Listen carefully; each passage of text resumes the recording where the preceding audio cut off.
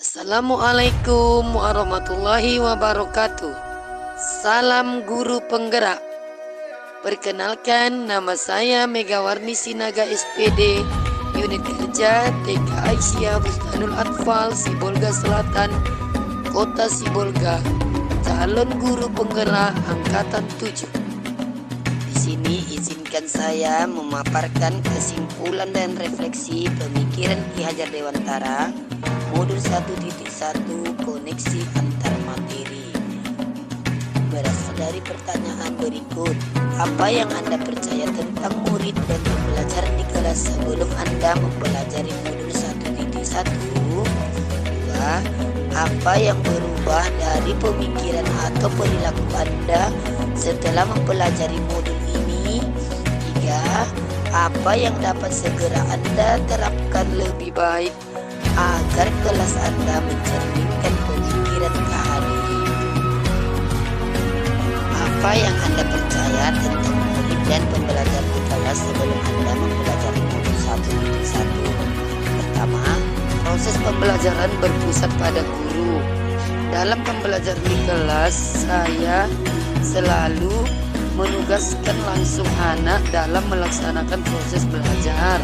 Yang kedua, guru kurang memahami karakteristik murid. Saya selama ini kurang jeli dalam melihat bakat dan minat anak. Yang ketiga, rendahnya motivasi murid sehingga mereka pasif dalam proses. Saya memberikan pelajaran pada anak sesuai dengan yang telah ditentukan tanpa melihat anak suka atau tidak, sehingga tidak semua anak berminat dalam belajar. Yang keempat, pembelajaran terfokus pada ketercapaian hasil dengan mengutamakan capaian indikator. Dalam hal ini, saya sering lupa bahwa pendidikan bukan hanya mentransfer ilmu, melainkan ada aspek lain yang perlu dikembangkan dalam pembelajaran sehingga anak dapat mengembangkan minat dan bakatnya. Apa yang berubah dari pemikiran atau perilaku Anda setelah mempelajari modul ini? Merubah dari segi pemikiran, yang pertama yaitu pembelajaran terpusat pada murid adalah pembelajaran yang membuat murid positif karena mereka terlibat dalam proses pembelajaran sehingga mereka bisa mengintegrasikan pengetahuannya.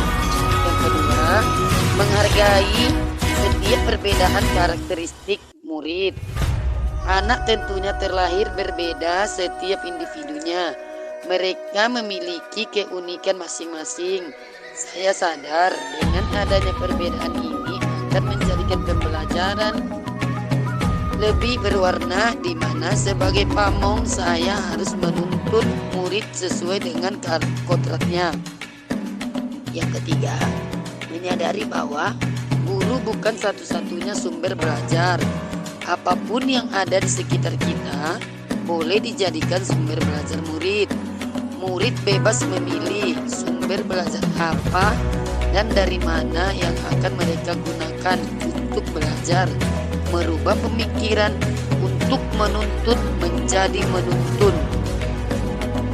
Berubah dari segi perilakunya sendiri. Yang pertama, saya menciptakan pelajaran yang menarik dan menyenangkan. Hal tersebut menciptakan pembelajaran yang menarik sehingga bisa meningkatkan motivasi murid dalam belajar. Yang kedua, memberikan kebebasan kepada murid untuk menyelesaikan tugas sesuai dengan minat, bakat, dan kreativitasnya. Yang ketiga, menuntun murid dalam mengembangkan potensi atau bakat yang dimilikinya sesuai dengan kodrat alam dan kodrat zaman. Melalui kegiatan checklist hasil karya dan anekdot, guru akan tahu potensi bakat dan minat setiap murid sehingga mampu menuntut perkembangan dan potensi dan bakatnya secara maksimal. Apa yang dapat segera Anda terapkan lebih baik agar kelas Anda jadi antara A. Merancang dan melaksanakan pembelajaran interaktif dengan melibatkan murid sehingga mereka mendapatkan pembelajaran yang bermakna dan menyenangkan. B. Menerapkan konsep merdeka belajar, memberikan kebebasan kepada murid untuk bereksplorasi dalam menentukan belajar baik akademik maupun non-akademik. Guru tidak lagi menjadi sumber utama, namun guru harus kreatif agar murid bisa dibimbing dan diarahkan sesuai kodratnya. C. Pembelajaran yang mengutamakan aspek seperti kebiasaan yang baik selalu akan saya teladankan kepada murid supaya mereka bisa menjadi pribadi yang lebih baik. D.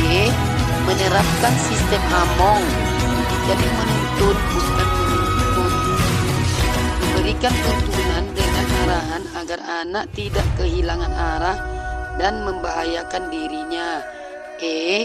Pembelajaran sesuai dengan kodrat alam dan kodrat zaman, mendidik sesuai dengan kodrat alam yang dimiliki anak supaya mampu memberikan tuntunan dan perilakunya sesuai dengan karakternya sehingga pembelajaran lebih menyenangkan, kemudian tetap terbuka dan mengikuti perkembangan zaman yang ada, namun tidak bertentangan dengan nilai-nilai kemanusiaan dan konteks sosial budaya yang ada. Dengan demikian, pendidikan adalah menuntun anak sesuai dengan bakat dan minatnya. Pendidikan sejatinya adalah berhamba pada anak. Pendidikan yang humanis dengan konsep sistem AMONG atau memberikan teladan, membangun motivasi dan memberikan dorongan, dan perlunya penanaman budi pekerti yang baik dalam pendidikan. Demikianlah pemaparan saya tentang kesimpulan dan refleksi pemikiran Tirta. Salam guru penggerak. Terima kasih. Assalamualaikum warahmatullahi wabarakatuh.